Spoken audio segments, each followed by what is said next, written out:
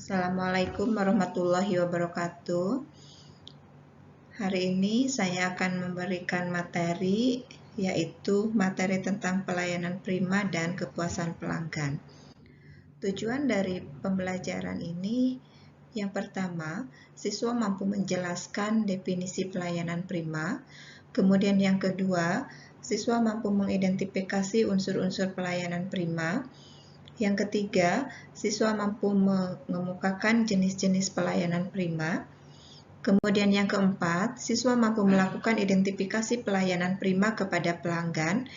Dan yang kelima, siswa mampu melaksanakan pelayanan prima kepada pelanggan sesuai dengan standar prosedur. Pelayanan atau servis yaitu memahami kebutuhan sesuai dengan harapan. Pelayanan adalah sikap yang berorientasi pada pelanggan dari penyedia produk, baik itu barang atau jasa, dalam berbagai hal. Yang pertama di antaranya, bagaimana memahami kebutuhan dan harapan pelanggan. Kemudian yang kedua, bagaimana mengembangkan produk, baik itu barang atau jasa yang sesuai dengan harapan pelanggan. Yang ketiga, bagaimana menyampaikan atau delivering produk kepada pelanggan. Dan yang keempat adalah bagaimana membantu pelanggan dalam mengatasi masalahnya. Menurut Kotler, tahun 2009, bahwa pelayanan itu adalah rangkaian aktivitas atau hasil dari proses yang ditawarkan sebuah lembaga kepada pihak lain dan biasanya tidak kasat mata dan tidak dimiliki. Adapun konsep dari pelayanan prima, yang pertama adalah kemampuan atau ability, yang kedua adalah sikap atau attitude, yang ketiga adalah penampilan atau appearance, yang keempat adalah perhatian atau attention, yang kelima adalah tindakan atau action, kemudian yang keenam adalah tanggung jawab atau accountability. Pelayanan prima atau pelayanan terbaik atau yang disebut juga excellent, artinya pelayanan yang mampu memuaskan pelanggan dan sesuai dengan standar yang disyaratkan. Tujuannya tiada lain adalah memberikan pelayanan yang dapat memenuhi atau memuaskan pelanggan atau masyarakat serta berfokus kepada pelanggan. Jadi, dapat disimpulkan bahwa pelayanan prima atau excellent service itu adalah pelayanan yang tidak hanya memenuhi kebutuhan dan harapan pelanggan, namun juga dapat melampauinya secara terkontrol dan berkesinambungan. Sasarannya tidak lagi kepada kepuasan, tetapi kepada bagaimana loyalitas pelanggan. Penilaian tingkat pelayanan. Pelanggan cenderung memberikan penilaian terhadap pelayanan yang Anda sediakan dari dua dimensi. Yang pertama adalah dimensi prosedural dan yang kedua adalah dimensi pribadi.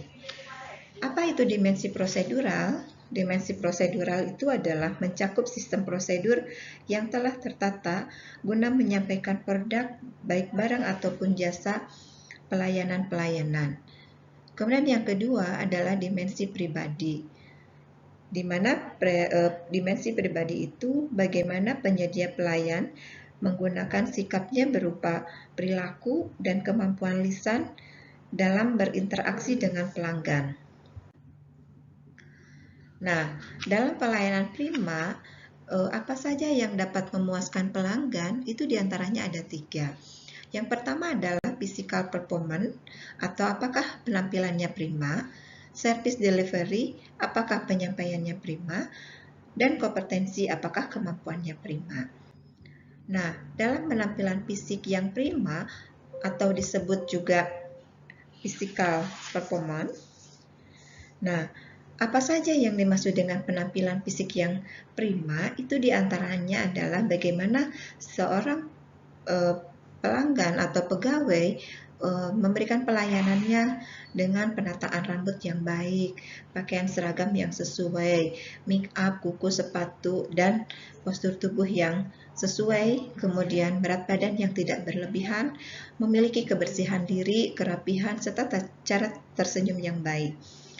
Selain itu juga ditunjang dengan bagaimana cara mereka berjalan, cara bertutur kata, menggunakan dan kepekaan terhadap bahasa tubuh.